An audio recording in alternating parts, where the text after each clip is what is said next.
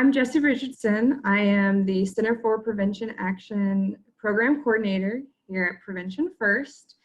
And we have been getting a lot of questions regarding dabbing and dab pins. So we're here today to go ahead and answer some of those questions for you.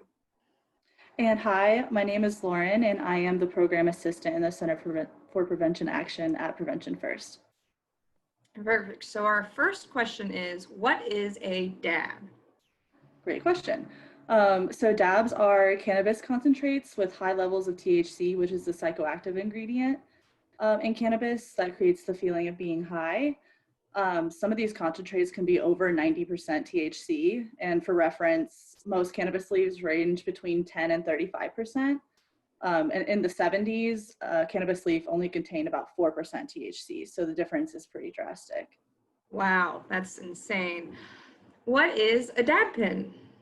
So a dab pen is a vaporizing device, much like the electronic vapor products we see with nicotine, but they contain cannabis concentrates and other additives such as thinning and preservative agents. So they can have like propylene glycol, glycerin, and other compounds that when they can be heated, or when they're heated, they can create a byproduct called formaldehyde, which is a cancer-causing agent or a carcinogen. Perfect. All right. Thank you. And so that'll tie us into our next question. What are some of the health concerns in respect to dabbing? So in short term, THC has been shown to impair attention, memory, learning, decision-making. In heavy users, some researchers have found that there can be damages to the white matter in your brain.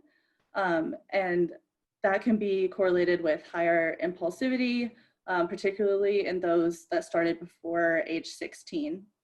And then highly concentrated THC can cause more psychologically and physically intense effects than smaller percentages.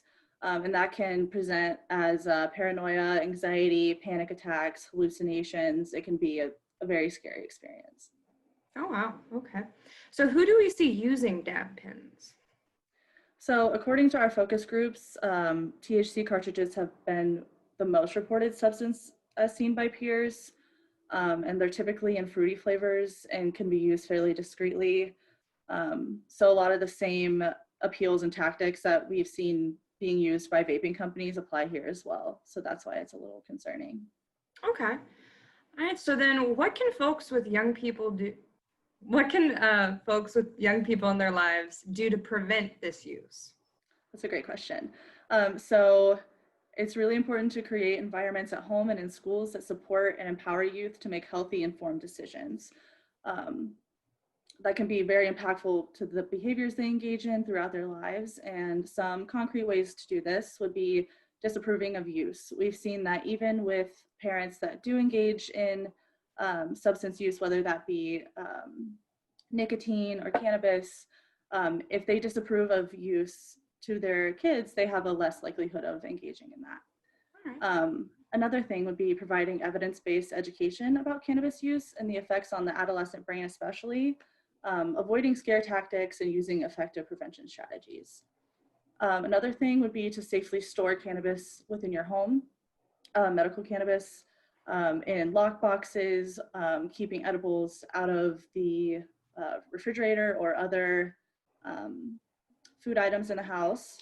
And then lastly, encouraging and supporting the development of healthy coping mechanisms, because we see this as a self-medicating substance often. So it's important to teach them how to healthily cope with the stressors in their life.